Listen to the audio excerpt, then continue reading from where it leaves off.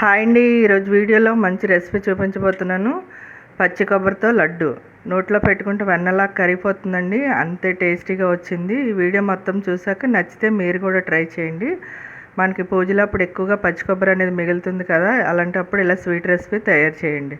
ముందుగా ఒక కొబ్బరికాయ తీసుకొని నేను వెనకాల బ్లాక్ పార్ట్ అంతా తీసేసానండి. బ్లాక్ పిల్ తీసేయడం వల్ల చక్కగా వస్తాయి అన్నమాట. మంచి వైట్ కలర్లో వస్తుంది లడ్డు. ఇప్పుడు ఒకసారి మిక్సీలో వేసుకొని మిక్సీ పట్టేసుకోవాలి. ఇప్పుడు మిక్సీ పట్టేసిన తర్వాత ఒక ప్యాన్లో వేసి వేయించుకోవాలండి.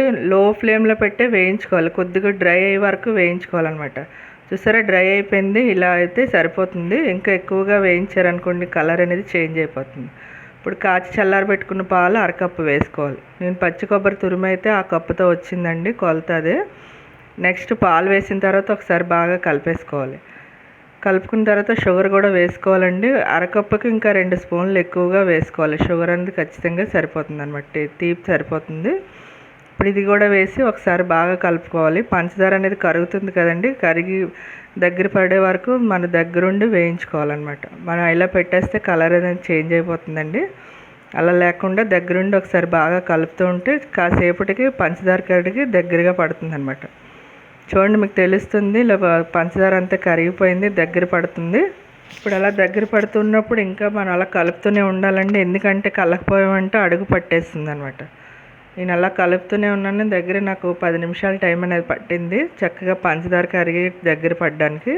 ఇప్పుడు ఇదంతా అలా స్ప్రెడ్ చేసుకొని స్టవ్ ఆపేసుకొని ఒక 10 నిమిషాలు పక్కన పెట్టుకోండి. ఇలా అవడం 10 నిమిషాలు పక్కన పెట్టుకున్న తర్వాత లడ్డు అనేది ఈజీగా అయిపోతుందండి. మరి గట్టిగా చేయొద్దు, గట్టిగా అయితే తినేటప్పుడు ఇంకా గట్టిగా అయిపోతాయి. అంతేనండి. నేను ఇప్పుడు లడ్డు చేసి మీకు చూపిస్తాను చూడండి. ఇప్పుడు చల్లారిన తర్వాత ఎలా చేస్తే అలా ఈ లడ్డు అనేది ఈజీగా వచ్చేస్తుంది చూడండి. మీకు చూపిస్తున్నాను. మీకు ఏ సైజు కావాలో ఆ సైజు చుట్టేసుకోండి. కొద్దిగా నేను ఇందులో డ్రై కోకోనట్ పౌడర్ ఉంచానండి. ఆ పౌడర్లో ముంచి మనం పెట్టేసుకుంటే మంచి కలర్ఫుల్ కొబ్బరి లడ్డు అనేది రెడీ అయిపోయింది. ఇది కొబ్బరి లౌజ్ అని కూడా అంటారు కదండి. చిన్నప్పుడు ఎక్కువగా స్కూల్కి వెళ్ళేటప్పుడు తినేవారం. ఒకసారి వీడియో నచ్చితే మీరు కూడా తప్పకుండా ట్రై చేయండి. Thank you for watching.